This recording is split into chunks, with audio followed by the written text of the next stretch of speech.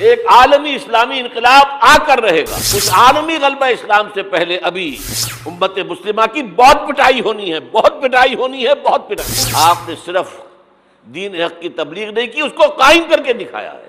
بدترین عذاب عربوں پر آیا کھڑا ہے، سروں پر چڑھا ہوا ہے، بدترین.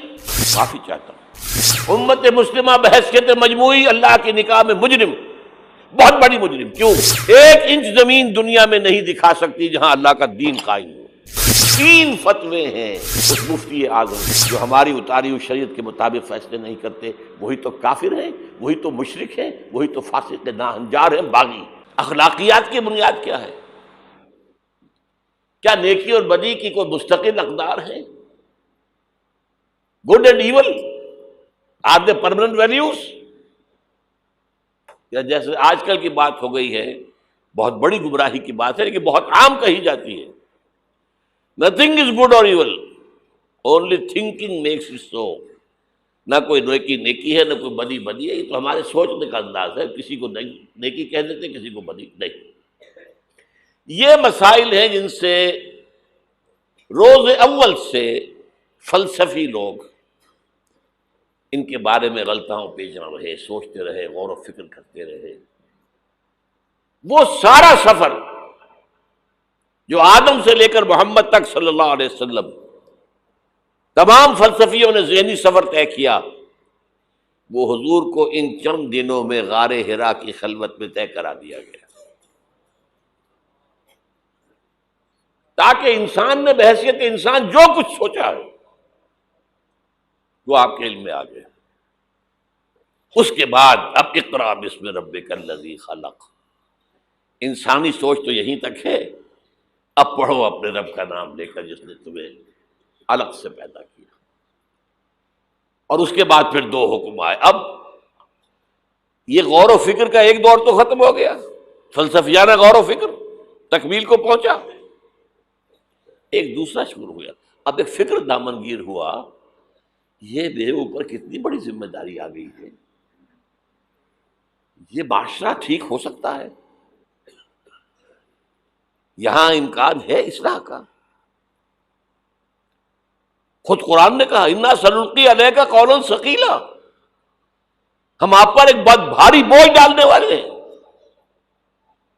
اب یہ فکر دامنگیر ہوئی، اس کے لیے غور کرتے رہتے تھے، سوچتے رہتے تھے. تو دونوں یہ صورتیں شروع ہوتی ہیں. اے نبی اب یہ غور و فکر کا کام چھوڑیے، اب میدان میں آئیے، کمر کس لیجیے. یا ایھا المزمل قم یا ایھا المدثر قم، دونوں جگہ ایک ہی امر ہے، قم، کھڑے ہو جاؤ، کمر بستہ ہو جاؤ. لیکن عجیب بات ہے، میں چند منٹ لے رہا ہوں اس پر. رات کو کمر کسو، کھڑے رہو ہمارے سامنے. قم اللیل الا قلیلا نصفہ او انقص منہ قلیلا او زد علیہ ورتل القرآن ترتیلا. یہ مشقت جان گسل، اگرچہ اخلاق کے اعتبار سے آپ انسانیت کی بلندی پر ہیں، انک لعلی خلق عظیم، لیکن یہ بوجھ جو آپ پر آیا ہے نبوت اور رسالت کا، اس کے لیے آپ کو کچھ اور مشقت جھیلنے کے لیے تیاری کرنی ہوگی. ان ربک یعلم انک تقوم ادنی من ثلثی اللیل ونصفہ وثلثہ وطائفۃ من الذین معک. پھر اللہ نے بتایا بھی، اللہ کے علم میں ہے نبی کہ آپ اور آپ کے ساتھیوں کی جماعت کھڑی رہتی ہے رات کو 2/3 رات، یا کم سے کم نصف یا تہائی جب. یہ تو تھی وہ روحانی ایکسرسائز اور ترقی جو حضور اور صحابہ کرام سے کرائی گئی ہے آئندہ کے مراحل کے لیے. میدان میں آؤ تو کیا کرنا ہے؟ یا ایھا المدثر قم، قم کیا کرنا ہے دن میں؟ انذر، خبردار کرو انہیں. یہ بڑے بھلاوے میں آ گئے ہیں، دنیا نے انہیں ہم سے غافل کر دیا ہے. دنیا کی محبت میں آ کر یہ آخرت سے غافل ہو چکے ہیں. انہیں خبردار کیجیے، زندگی یہی زندگی نہیں ہے. مرنے کے بعد اٹھائے جاؤ گے، پورا حساب کتاب ہوگا زندگی بھر کا اعمال کا، اور اس کے بعد جزا ہوگی یا سزا ہوگی۔ وَإِنَّهَا لَجَنَّةٌ أَبَدًا أَوْ لَنَارٌ أَبَدًا۔ یہ انذار ہے، خبردار کرنا ہے۔ تو حضور کے بالفعل جو آپ کا مشن ہے اس میں شروع میں انذار غالب ہے۔ وہ تو اب تک کچھ لوگوں نے تسلیم کیا، کچھ لوگ ایمان لائے، کچھ لوگ قریب آئے، کچھ تربیت میں سے گزر رہے، انہیں بشارت دیتے تھے، تمہارے لیے بشارت ہے، سلام علیکم۔ یہاں تک کہا گیا ہے نبی یہ جو ہمارے مومن بندے آپ کے پاس آتے ہیں، وَخْفِضْ جَنَاحَكَ لِلْمُؤْمِنِينَ، ذرا اپنے کندھوں کے ان کے سامنے جھکا کر رکھا کیجیے، ان پر شفقت کیجیے، ان سے محبت کے ساتھ پیش آئیے، یہ ہمارا تحفہ ہے آپ کے لیے، ہم نے انہیں چنا ہے آپ کے لیے، یہ آپ کے صحابی بنیں گے، انقلاب کے اندر یہی تو دست و بازو ہوں گے۔ ٹھیک ہے ان میں غلام بھی ہیں، ان میں غریب بھی ہیں، ان میں مزدور بھی ہیں، لیکن یہی ہیں جو تاریخ کے دھارے کا رخ موڑیں گے۔ پھر بشارت کا دور آیا ہے بعد میں، شروع میں تو انذار ہے۔ یا میرا جی چاہ رہا میں آپ کو حضور کا ایک خطبہ اور سنا دوں انذار ہی کے حوالے سے۔ جب آیت آئی کہ اب انذر عشیرتک الاقربین، اے نبی اب اپنے قریب کے رشتہ داروں کو خبردار کیجیے۔ یہ جو مشن شروع ہوا حضور کا، یہ ہمارے آج کے واعظوں کے مانند نہیں ہے کہ دنیا بھر میں واعظ کہتے پھرتے گھر والوں کی خبر ہی نہیں، اولاد کدھر جا رہی ہے اس کے بارے میں فکر ہی نہیں۔ واعظ بہت بڑے ہیں، چیریٹی بگنز ایٹ ہوم، سب سے پہلے دعوت دیجیے اپنے گھر والوں کو اور اپنے رشتہ داروں کو۔ وانذر عشیرتک الاقربین، تو حضور نے حکم دیا حضرت علی کو رضی اللہ تعالی عنہ، علی ایک دعوت طعام کا بندوبست کرو اور سب بنی ہاشم کو بلا لو۔ بنو ہاشم میں زیادہ قریبی رشتہ دار،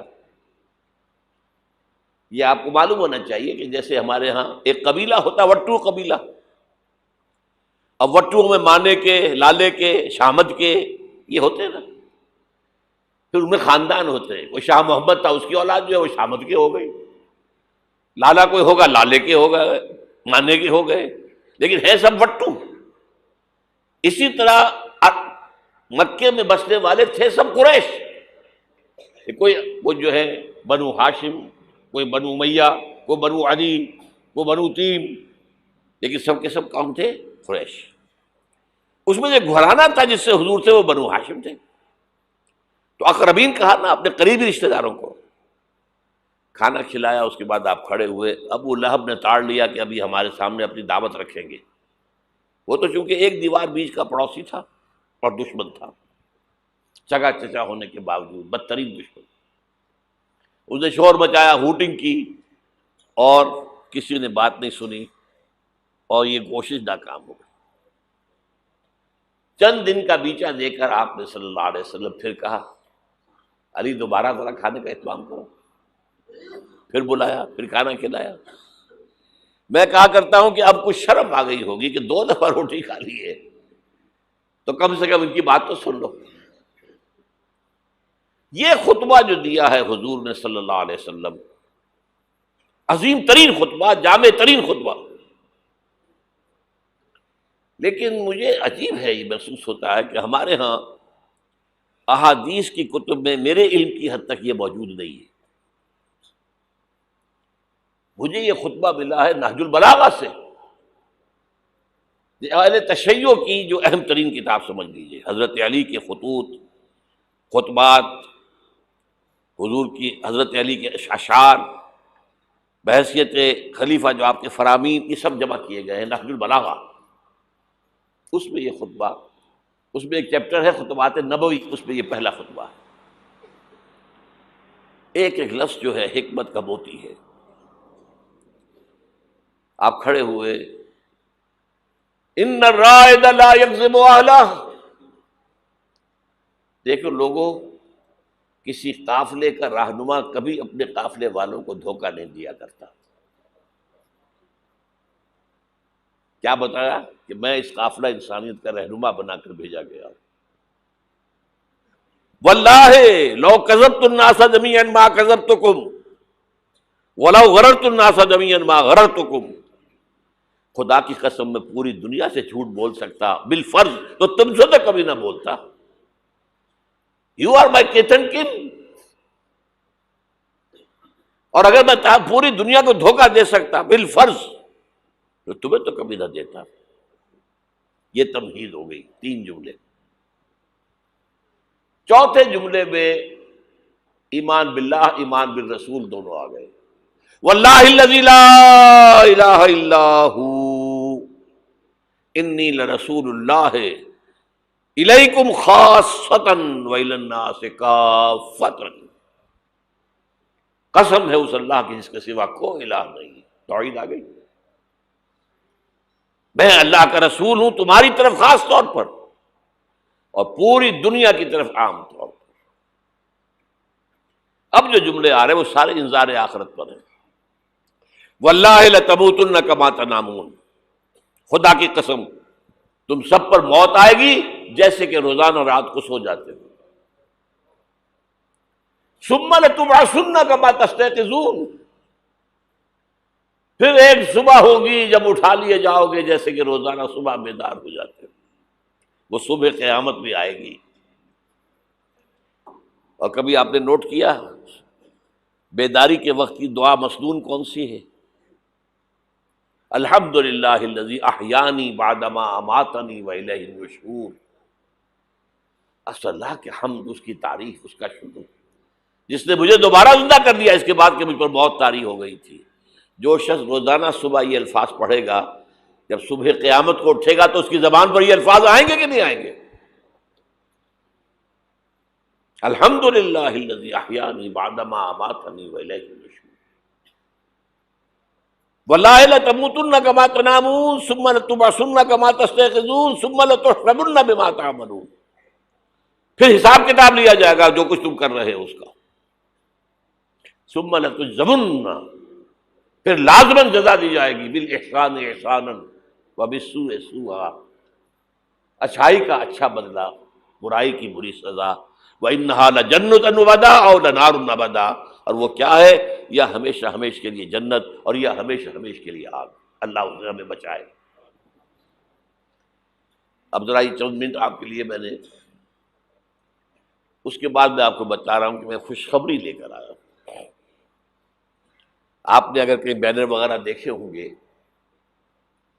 تو اس میں موضوع میرا کیا ہے؟ بعثت محمدی علی صاحب الصلاۃ والسلام، ایک عالمی انقلاب، عالمی اسلامی انقلاب کا پیش خیمہ۔ خوشخبری یہ ہے ایک عالمی اسلامی انقلاب آ کر رہے گا، پوری دنیا پر اللہ کا دین غالب آ کر رہے گا۔ یہ خوشخبری ہے۔ اس خوشخبری کے لیے ایک تو قرآن مجید کے اندر احساسات کیا ہیں۔ قرآن مجید میں نے آپ کو آیات میں نے بتائی، 2 باتیں واضح کرتا ہے۔ هو الذی ارسل رسولہ بالہدی ودین الحق لیظہرہ علی الدین کلہ، یہ 3 دفعہ الفاظ آئے ہیں قرآن میں، سورہ توبہ، سورہ فتح، سورہ صف، ایک شوشے کا فرق نہیں ہے۔ اور کسی رسول کے لیے یہ الفاظ نہیں آئے، یہ نوٹ کر لیجیے۔ میں شاید 2 سال پہلے یہاں آیا تھا تو میں نے تکمیل نبوت اور رسالت پر بات کی تھی۔ حضور پر نبوت صرف ختم نہیں ہوئی ہے، مکمل ہوئی ہے، اور آپ کی فضیلت کی بنیاد یہ ہے کہ مکمل ہوئی ہے۔ محض ختم نبوت میں فضیلت کا پہلو کون سا ہے؟ ایک چیز پہلے تھی اب نہیں ہے، فضیلت کا ایک ہے، سوچ رہے ہیں؟ کامل ہوئی نبوت، کامل ہوئی رسالت، یہ تکمیل نبوت و رسالت، یہ اساس ہے فضیلت محمدی کی صلی اللہ علیہ وسلم۔ نبوت کا کمال کیا ہے؟ ہدایت کامل ہو گئی قرآن میں، اسی لیے اس کی حفاظت کا ذمہ اللہ نے لیا۔ تورات کا تو نہیں لیا، حالانکہ قرآن کہتا ہے انا انزلنا التوراۃ فیہا ھدی و نور، تورات بھی ہم نے نازل کی تھی، اس میں ہدایت بھی تھی، نور بھی تھا۔ ابھی ہدایت کامل نہیں تھی، ابھی انٹرم پیریڈ کے لیے ہدایات تھیں، دی 10 کمانڈمنٹس، یہ مشہور ہے لفظ ہدایات۔ نمبر 2، دین حق غالب ہوا، کامل ہوا۔ الیوم اکملت لکم دینکم واتممت علیکم نعمتی ورضیت لکم الاسلام دینا۔ تکمیل ہدایت قرآن میں، تکلیم نظام حق دین حق میں، تکمیل رسالت آپ نے صرف دین حق کی تبلیغ نہیں کی، اس کو قائم کر کے دکھایا ہے، اور تکمیل رسالت آپ پہلے اور آخری رسول ہیں اللہ کے، جو پوری نوع انسانی کے لیے بھیجے گئے۔ پہلے ہر رسول اپنی قوم کی طرف آتا تھا، وَإِلَىٰ عَادٍ أَخَاهُمْ هُودًا وَإِلَىٰ ثَمُودَ أَخَاهُمْ صَالِحًا وَإِلَىٰ مَدْيَنَ أَخَاهُمْ شُعَيْبًا إِنَّا أَرْسَلْنَا نُوحًا إِلَىٰ قَوْمِهِ۔ حضرت مسیح بھی رسولاً إِلَىٰ بنی اسرائیل، پوری نوع انسانی کے لیے نہیں آئے تھے۔ واحد اللہ کے رسول پہلے اور آخری وہ محمد ہیں صلی اللہ علیہ وسلم، جو پوری نوع انسانی کے لیے بھیجے گئے۔ اس کے لیے میں نے آپ کو یہ 5 مقامات پر آیا قرآن میں، الفاظ مختلف ہیں، وہ تینوں ایک جگہ پر ایک ہی الفاظ میں آئے ہیں، تین جگہ پر، یہ ذرا مختلف ہے۔ وَمَا أَرْسَلْنَاكَ إِلَّا كَافَّةً لِلنَّاسِ بَشِيرًا وَنَذِيرًا، ہم نے نہیں بھیجا ہے نبی آپ کو مگر تمام انسانوں کے لیے بشیر اور نذیر بنا کر۔ وَمَا أَرْسَلْنَاكَ إِلَّا رَحْمَةً لِلْعَالَمِينَ، اور نہیں بھیجا ہے آپ کو مگر تمام جہانوں کے لیے رحمت بنا کر۔ اور اے نبی کہہ دو یا ایھا الناس انی رسول اللہ الیکم جمیعا، میں تم سب کی طرف اللہ کا رسول بن کر آیا ہوں۔ وہ میں نے خطبہ سنایا، اس کے اندر بھی موجود ہے، پہلے دن سے موجود ہے، پہلے دن سے حضور پر بات واضح تھی، یہ آیتوں تو بعد میں نازل ہوئی ہے۔ واللہ الذی لا الہ الا ھو انی لرسول اللہ الیکم خاصۃ وإلی الناس کافۃ۔ اب نتیجہ نکالیے اس کا صغرا کبرا۔ حضور کو بھیجا دین کے غلبے کے لیے، بھیجا پوری نوع انسانی کے لیے، تو جب تک پوری نوع انسانی پر اللہ کا دین غالب نہ ہو، کیا حضور کا مقصد بعثت مکمل ہو گیا؟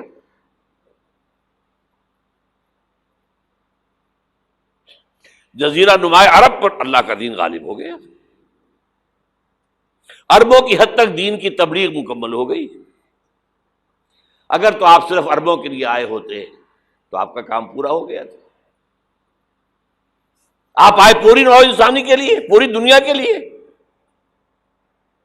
تو پھر اقبال کے لفظ میں سنیے، وقت فرصت ہے کہاں، کام ابھی باقی ہے، نور توحید کا اتمام ابھی باقی ہے۔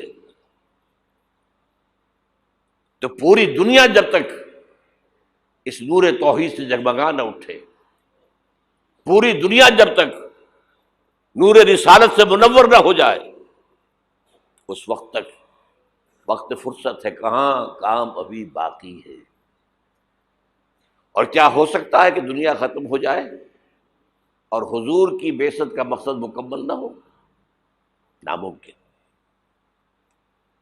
تو قرآن سے ثابت ہوا کہ ایک عالمگیر اسلامی انقلاب آ کر رہے گا، جیسے حضور کے دست مبارک سے اور آپ کے حیات طیبہ کے دوران جزیرہ نماء عرب میں ایک اسلامی انقلاب آیا۔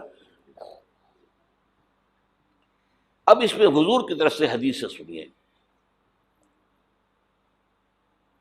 ایک حدیث ہے، بڑی پیاری حدیث ہے، حضور نے اپنے دور سے لے کر اور قیامت تک 5 ادوار کا ذکر کیا ہے۔ مجھے یاد نہیں رہا، ہم نے ان حدیثوں کو ایک 4 ورقے کی شکل میں بہت عام کیا ہے، لاکھوں کی تعداد میں شائع کیا ہے۔ میرا خیال تھا کہ میں لے آؤں گا یہاں بھی آپ کے لیے تحفے کے طور پر، بھول گیا میں۔ یہ حدیث جو ہے حضرت نعمان ابن بشیر سے ہے رضی اللہ تعالیٰ عنہ،